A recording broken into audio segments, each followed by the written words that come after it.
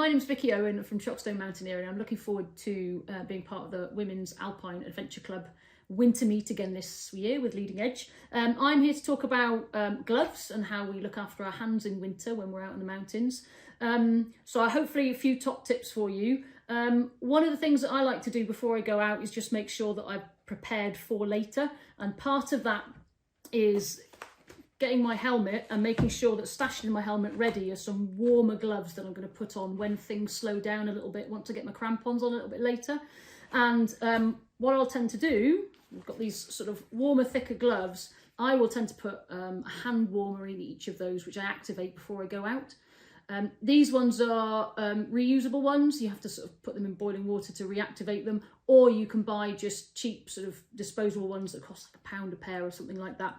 And you just activate them, pop them inside your gloves, and then once they're both in there, you've got those ready for later. So that's something I'll do before I go out.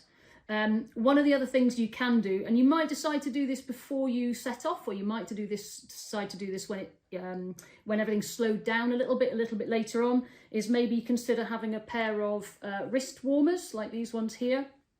I tend to put those underneath my other layers, so I might put that on, get it in place, get them nice and comfy. And then also thinking about having thermals or fleece tops that have a thumb loop, and you can put your thumb loop over that and keep them in place. And just keeping your wrists warm is halfway there really to keeping your hands warm. So as I say, you might do that right at the beginning of the day. I prefer to leave it until a little bit later because I know I get hot walking in. Okay, so on the walk in then, wearing a thin pair of gloves is a really good idea. As we said, you might get quite hot and sweaty, so just having something thin that you can then put in your bag and not think about again really. You won't use them again during the day.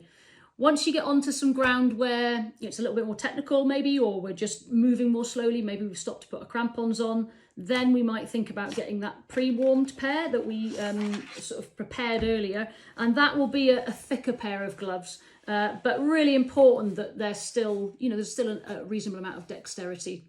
So thinking about where your finger comes in the glove, whether they're pushed right up to the end of each of these fingers or whether there's some dead space, will have a real impact on whether, firstly, they stay warm enough, but secondly, whether you can actually do things in them still. You still need to be able to function and use your map, compass, adjust your crampons, whatever it might be.